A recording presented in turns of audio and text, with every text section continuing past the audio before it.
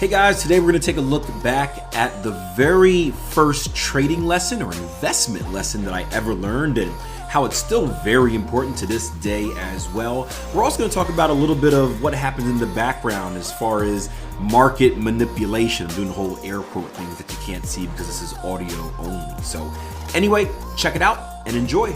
I'll tell you what, if there's one thing that can kind of sum up the market as far as like when to expect moves, it is deviation from the expectation. It works for fundamentals, like we spoke about. The biggest moves in fundamentals comes from when there's a deviation from the expectation. When everyone thinks Aussie dollar is going to hold rate steady, and they come out like, "Hey, hiking it, boom, take that," right? Oh my gosh! Then there's a panic. When the RSI is doing something different, we're like, "Hey, price is going up. RSI should be going up. Why are we going down?" Boom, deviation from the expectation.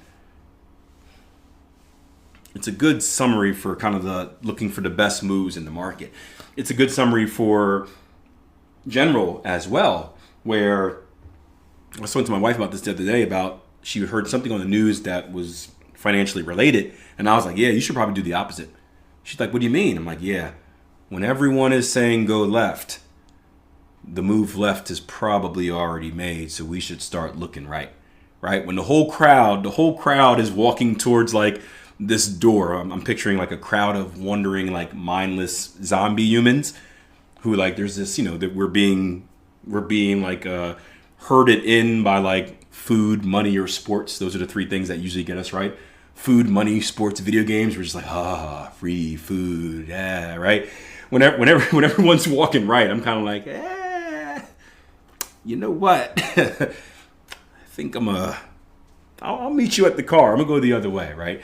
That is, Greg says, greedy when others are fearful. Yeah, I tell you, that was the first thing not my trading mentor, but my investing mentor. He was an old millionaire. That was the first thing he taught me. Because again, when I first came in, I'm like, I'm new I know nothing. I have no trading background. Like I am plain bread.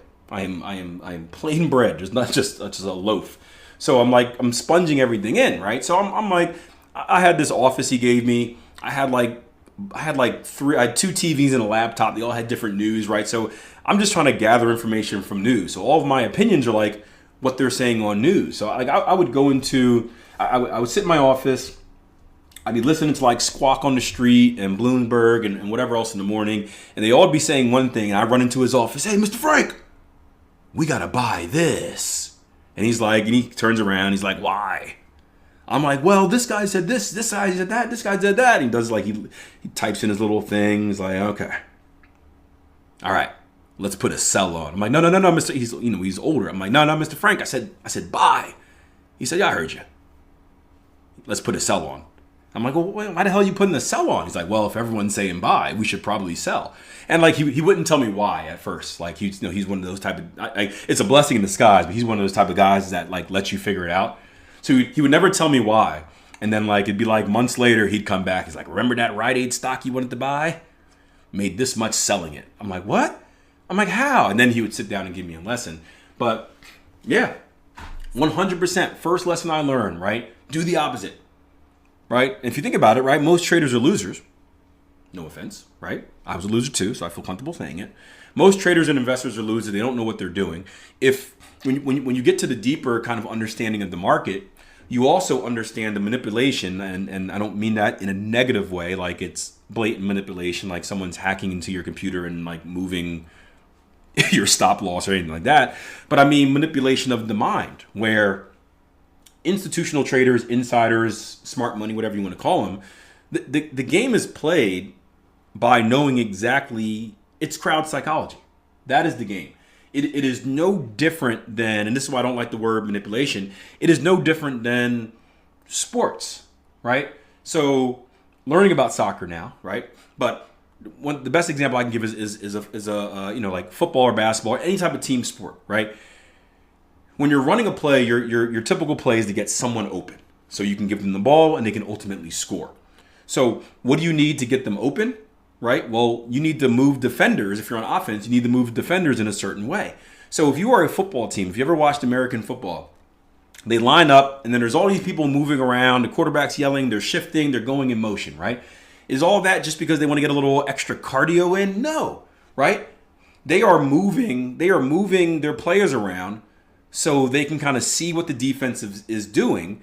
And then there are typically players that are on the field where when the play happens, they know they're not getting the ball, but their whole job is to kind of distract and make another defender do a certain thing.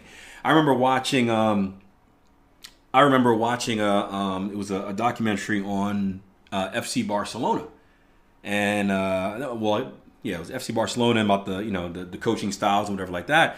And I remember they were interviewing Thierry Henry, right, one of the greatest soccer players ever, and he was talking about one of the adjustments that he made with Barcelona was that he was used to being the man, and then when he was there, he was asked to do these runs like 10 times where he knew he would never get the ball. But he was like, I had to do those runs 10 times because every time I did those runs, right, because I'm this great player, I would suck 2 defenders in with me. And that would leave open space for the person behind me. Right? So it's all about understanding how to manipulate your opposition. So traders are doing the same thing, right? These insiders, these smart money, these whatever you want to call them, they're doing the same thing. They know how the basic human acts. Right? Think about it, right? If I go on the news and I just say, hey, buy gold, everyone's saying buy gold, gotta buy gold, this is the best time to buy gold. What do you think most novice traders are going to do? And I'm talking about traders that aren't like actually trading, investors that aren't actually investing, like your normal type of person. What do you think they're going to do? Yeah, they're going to jump on and buy gold, right? You want a great example? Just look at crypto over the last decade.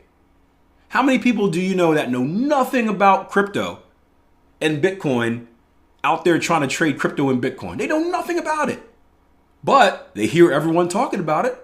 Everyone's saying you got to hop on. So what do? They hop on, right? So they know how to manipulate. They know how we think.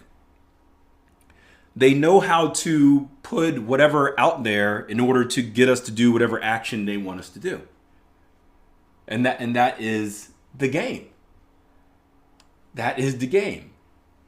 They know that, hey, if I make something look really, really, really good, people are going to buy.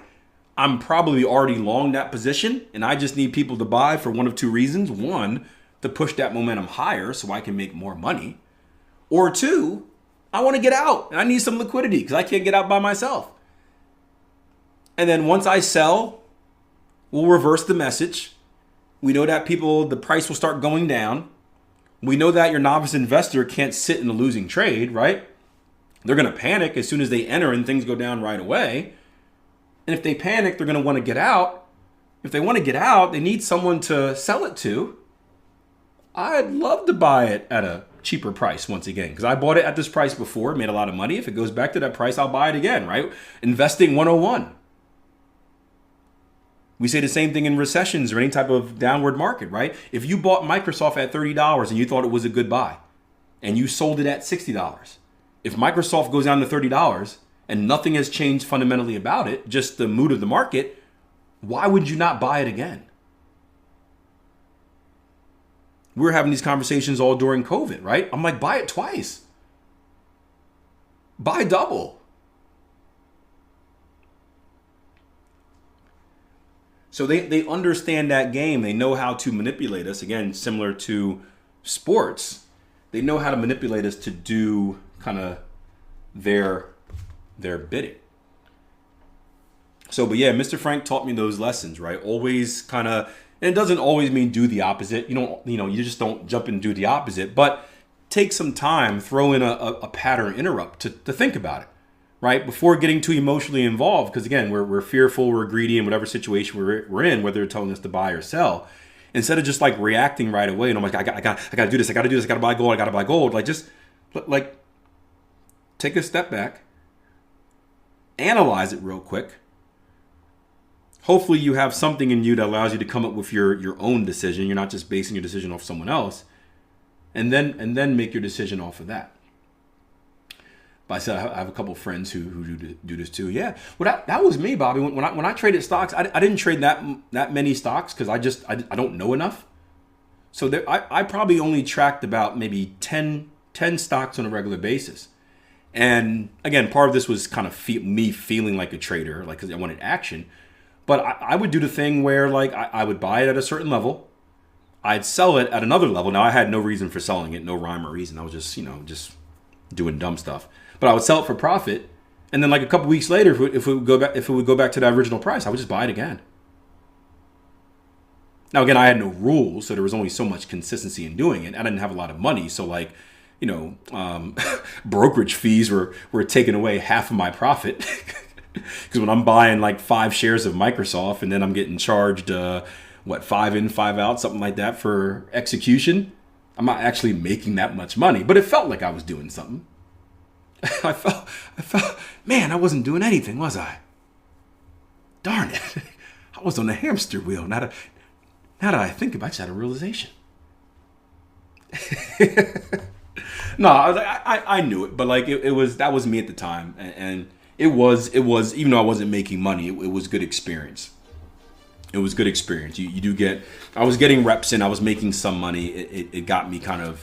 It allowed me to understand the game. So that made sense, but. Yeah, you want to do the opposite. Hope you guys enjoyed the episode. You didn't get a chance to see this, but this conversation actually stemmed from a question on technical analysis. We were talking about a specific price action pattern and kind of digging into the psychology and actions behind it.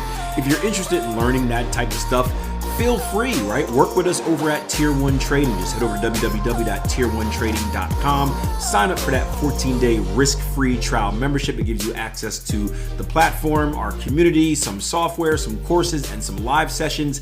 Dip a toe in or just jump fully in to that trial membership. There's no auto bill. There's no sneaky sales. 14 days, and then you're kicked off, right? www.tier1trading.com. I look forward to seeing you guys over there.